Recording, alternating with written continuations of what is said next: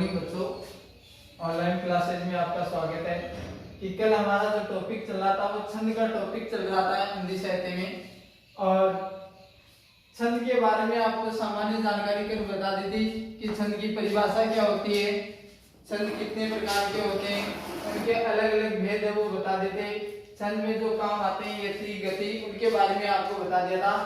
अब आज हम बात करेंगे कि छंद, देखो छंद आपको कल बताए थे वर्णिक और मात्रिक दो तरह के। अब आपके पहले तो आपको पता होना चाहिए कि आपके कोर्स में कौन कौन से छंद है, जिनमें वर्णिक छंद कौन से हैं और मात्रिक छंद कौन से हैं। आपके कोर्स में वर्णिक छंद में द्रुतविलंबित छंद, वंशज छंद, कवित छंद और समय छंद, ये जो चार छंद है वो वर्णिक छंद है। और मात्रिक छंद जिनमें है गीतिका छंद, हरि गीतिका छंद, छप्पे और कुंडलिया, ये चार छंद है वो आपके मात्रिक छंद है, यानी चार ही वर्णिक है चार ही मात्रिक है। अब प्रश्न जो पूछा जाता है वो पूछा जाता है इसमें सीधा कि किसी भी छंद का नाम देकर के जैसे दे दिया कि वसंत छंद का लक्षण और उदाहरण लिखिए, या दो छंदों में कोई अंतर पूछ लिया जाता है तो अंतर में केवल आपको उदाहरण सहित पूछा जाए तो उदाहरण लिखना पड़ेगा, और उदाहरण सहित नहीं पूछा जाए तो केवल उसके लक्षण। अब हम सबसे पहले बात करते हैं वंशज छंद की, जो कि एक वर्णिक छंद है। अब वर्णिक छंद में कल आपको बताया था कि किस चीज की गिनती होती है, वर्णों की गिनती होती है। तो इसका जो लक्षण है, इसकी जो परिभाषा है वो ये है कि इस छंद के प्रत्येक चरण में 12 वर्ण होते हैं। कितने वर्ण होते हैं? 12 वर्ण होते हैं। लेकिन 12 वर्ण होने के साथ साथ कल आपको बताया था कि वर्णिक छंद में वर्ण के साथ साथ गण भी निश्चित होते हैं। तो 12 वर्ण के साथ इसमें ये बताया है कि इसमें क्रम से जगण, तगण, रगण, जगण और रगण, यानी क्रम से जगण, तगण, जगण और रगण। अब इसको अगर इस तरह याद नहीं रहता है आपको तो एक छोटा सा तरीका है, उसको आप याद रख सकते हो। वंशज जत जरो, वंशज जते जरो।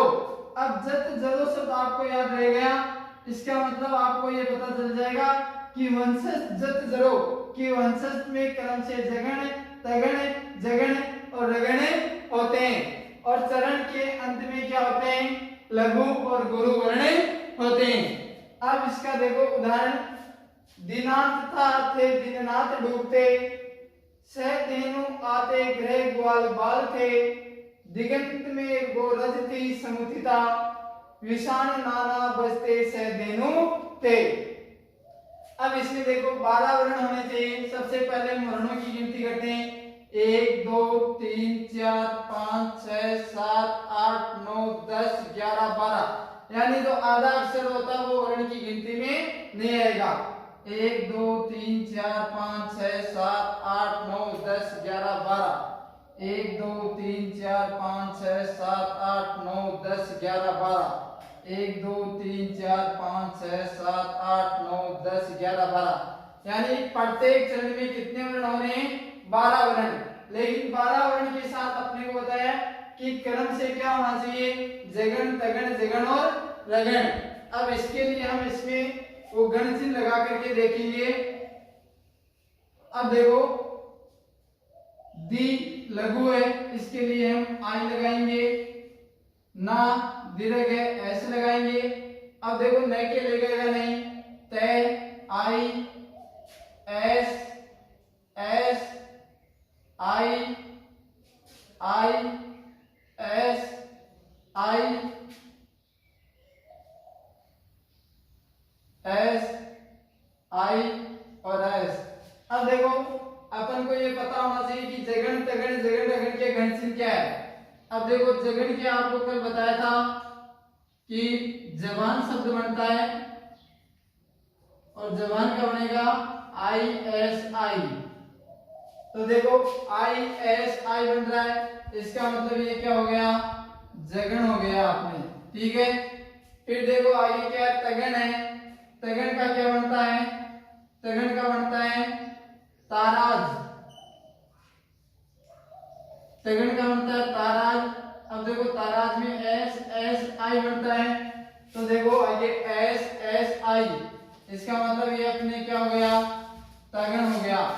अब इसके बाद में वापिस जगन ही आ रहा है, जगन का आई एस आई है, तो ये देखो आई एस आई, ये जगन हो गया। और अंत में क्या है, रगन।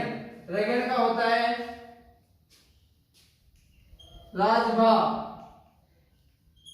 अब राजभा में हमें एस आई एस लगाएंगे, तो अंत में देखो एस आई एस, इसका मतलब ये क्या हो गया, रगन। ये तो इसमें प्रत्येक चरण में आपके 12 वर्ण आ रहे हैं और क्रम से जगन तगन जगन रगन आ रहे हैं और अंत में लघु और गुरु आ रहे हैं। यानी वंशज छंद का जो लक्षण है वो उस उदाहरण में पूरा हो रहा है। इसका मतलब ये उदाहरण वंशज छंद का हो गया, वंशज छंद का।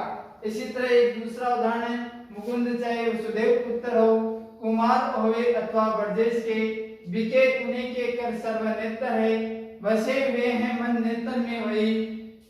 अब इसमें भी 1 2 3 4 5 6 7 8 9 10 11 12, 1 2 3 4 5 6 7 8 9 10 11 12, 1 2 3 4 5 6 7 8 9 10 11 12, 1 2 3 4 5 6 7 8 9 10 11 12, यानी प्रत्येक चरण में 12 वर्ण है। अब इसमें भी आप देख सकते हो आई। अब देखो यहाँ कु छोटा है, लेकिन कल आपको बताया था आधा अक्षर आ जाए उससे पहले वाला वर्ण अगर लघु हो तो भी क्या बनता है, गुरु।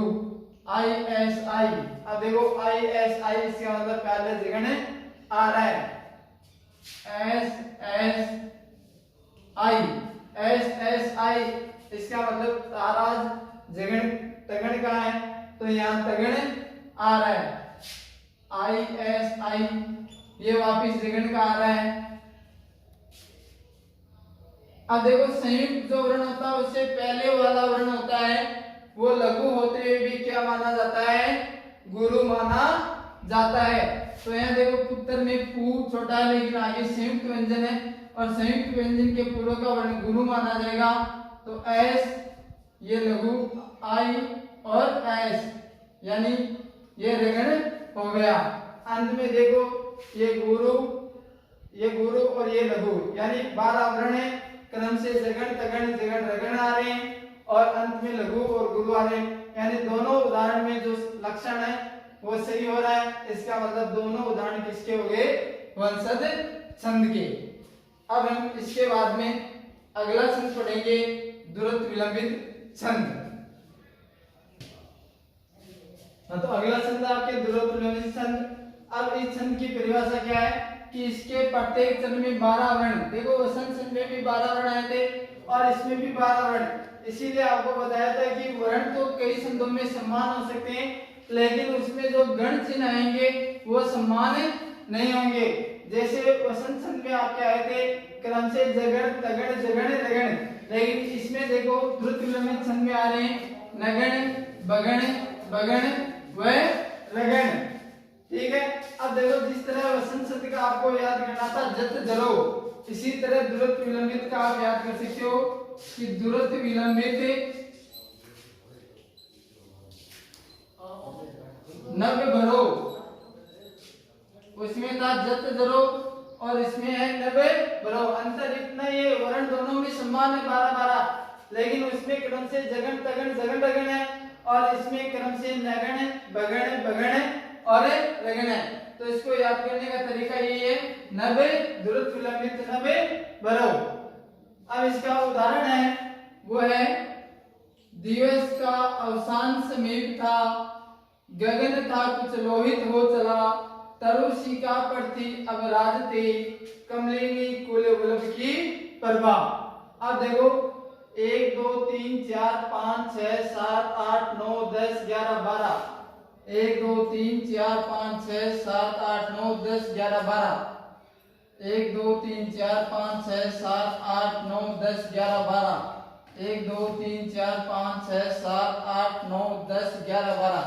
यानी हमने ये तो देख लिया कि प्रत्येक चरण में 12 वर्ण है, लेकिन 12 वर्ण वसंत छंद में भी आते हैं। अब पता कैसे चलेगा कि इसमें द्रुत विलंबित छंद है या वसंत छंद है। इसके लिए हम मात्रा लगा करके और इसमें गण का देखेंगे। अब देखो I I I, S I I, S I I, S I S. अब देखो पहले तीन क्या आ रहे हैं आई, तो कल आपको बताया था कि तीनों वर्ण लघु कौन से गण में होते हैं, नगण में होते हैं। तो सबसे पहले क्या आना चाहिए, नगण, तो ये हो गया अपना नगण। उसके बाद में आना चाहिए बगण, तो बगण का अपने बनता है शब्द भानस, तो देखो भानस, एस आई आई, बगण का गण से बनता है एस आई आई, तो देखो एस आई आई बन रहा है। फिर दोबारा बगण, तो देखो एस आई आई, ये भी बगण बन रहा है। फिर रगण, रगण का अपने होता है राजभा यानी एस आई एस, तो एस आई एस, यानी इसमें 12 वर्ण के साथ क्रम से नगण भगण भगण और रगण आ रहे हैं। इसका मतलब 12 वर्ण और क्रम से जहां नगण भगण और रगण होते हैं वहां द्रुत विलंबित छंद होता है। तो ये उदाहरण द्रुत विलंबित छंद का है। अब इसके आगे आपका जो छंद है वो है कवित छंद। कवित छंद की परिभाषा है वो ये कि इसके प्रत्येक चरण में 31 वर्ण होते हैं। कितने वर्ण होते हैं, 31 वर्ण। अब इसमें जो यति होती है वो या तो देखो 8 8 8 और 7 वर्णों पर यति हो जाती है, या फिर 16 और 15 वर्णों पर आपको यति मिलेगी। यति किसको कहते हैं कि जहां हम छंद को पढ़ते समय रुकते हैं, तो इसमें या तो 8 8 8 7 वर्णों पर आपको रुकना पड़ेगा, या कई उदाहरण ऐसे होते हैं जिनमें केवल 16 और 15 यानी इन दोनों वर्णों के एक साथ भी यति होती है। अब देखो बरन बरन तरु फूले उपवन बन, सोई चतुरंग संग दल रहियत है, बंदी जीवी बोलत बीरत की कोकिल है, गुंजत मधुप गन गुण गहियत है।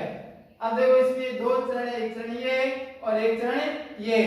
अब इसमें 1 2 3 4 5 6 7 8 9 10 11 12 13 14 15 16 17 18 19 20 21 22 23 24 25 26 27 28 29 30 और 31, यानी 31 वर्ण आ रहे हैं। लेकिन 31 वर्ण के साथ क्या है कि या तो 8 8 8 7 पर यति या 16 15 पर यति। अब देखो इसमें यति कहाँ हो रही है, यहाँ हो रही है यति, यहाँ हो रही है। तो इसके पहले का हमको वर्ण गिनने पड़ेंगे कि कितने, देखो 3 3 6 7 8 9 10 11 12 13 14 15 16, यानी यहाँ तक हमने गिने 31 वर्ण है और यहाँ तक 16 वर्ण है। तो देखो पहली यति यहाँ हो रही है और दूसरी यति यहाँ हो रही है। इसका मतलब इसमें 16 और 15 पर यति हो रही है। तो इसमें 31 वर्ण है, 16 और 15 वर्णों के ऊपर यति हो रही है। इसका मतलब ये उदाहरण कौन से छंद का हो गया, कवित छंद का। इस तरह आपको एग्जाम में कोई उदाहरण देख के भी ये भी पूछा जा सकता है कि ये उदाहरण कौन से छंद का है और उसका लक्षण लिखे। तो इस तरह अगर वर्णिक छंद है तो हम उसमें वर्ण की गिनती करके यति या गण जो भी है वो गिन करके और पता लगा सकते हैं कि कौन सा छंद है और उसका हम लक्षण लिख सकते हैं। अब इसके बाद में आपके 3 छंद हो गए आज वर्णिक छंद। अब वर्णिक छंद में केवल आपके एक छंद बताए, सवयव छंद और मात्रिक छंद, वो हम अगली क्लास में लेंगे। इससे पहले आपकी जो किताब है सरयू किताब, 2 किताब चलती है आपकी, सरयू और मंदाकिनी। सरयू किताब के अंत में आपकी ये टॉपिक दिया हुआ है छंद, उसमें छंद की परिभाषा, यति गति सबकी परिभाषा दी है।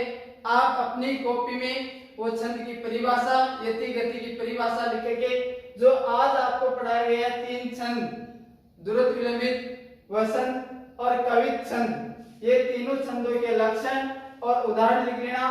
मैंने आपको केवल एक पंक्ति में बताया है गण लगा करके, सभी उदाहरणों में केवल पहली पंक्ति में गण लगा करके बताया।